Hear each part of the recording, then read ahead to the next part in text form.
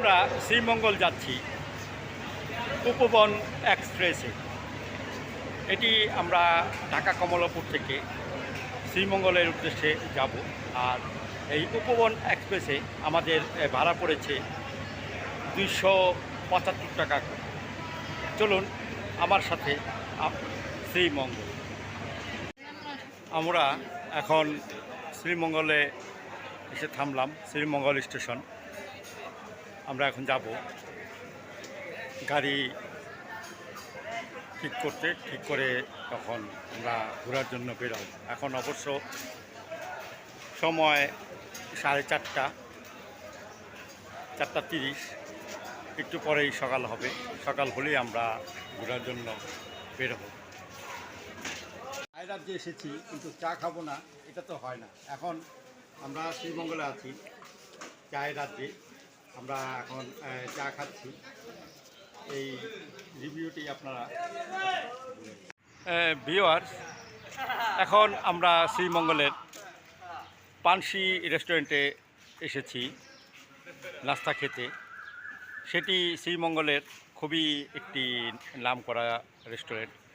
যারা ট্যুরে আসে, বিভিন্ন জায়গা ট্যুর করতে আসে বা হামাম যায়, অন্যান্য জায়গা দেখে শ্রীমঙ্গলে, তারা সকালে ট্রেন বা বাস থেকে নেমেই এই পানসি হোটেলে নাস্তা করে। আমরাও নাস্তা করতে এসেছি। আর আপনাদেরকে এই পানসি হোটেলের নাস্তার মেনু দেখাবো এবং আমরা খাবো, সেটাও দেখানোর চেষ্টা করব। চারিদিকে দৃশ্য খুবই সুন্দর এবং দুদিকে চা বাগান, মাঝখান দিয়ে রাস্তা চলে গিয়েছে, যা সত্যিই মনোরম। এই দেখুন এই রাস্তাটি খুবই সুন্দর একটি জায়গা, শ্রীমঙ্গলের চায়ের বাগান।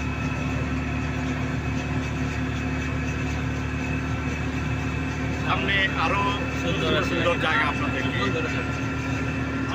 আমি দেখাবো, যা দেখে সত্যি অবাক হয়ে যাবে।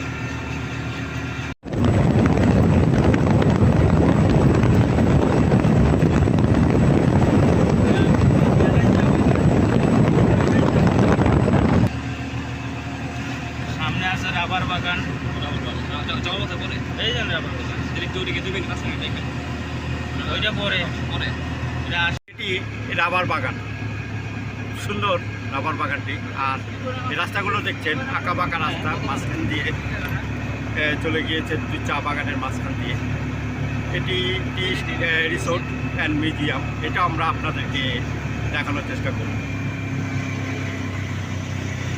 খুব সুন্দর জায়গা, যা না দেখলেই নয়। আঁকা বাঁকা রাস্তা দেখুন আপনারা। চলুন আমার সাথে আরও দূরে হামামে। সামনে 5 স্টার হোটেল আছে, মানে রিসোর্ট। হ্যাঁ, স্টুডেন্ট মোটামুটি 100 টাকা মনে হয়।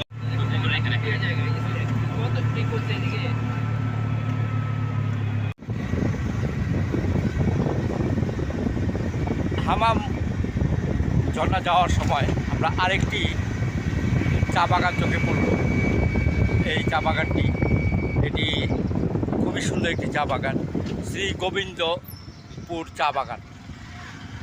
এই বাগানটি আপনাদেরকে দেখালাম হামাম ঝর্ণা যাওয়ার পথে। এবার চলুন হামামের দিকে।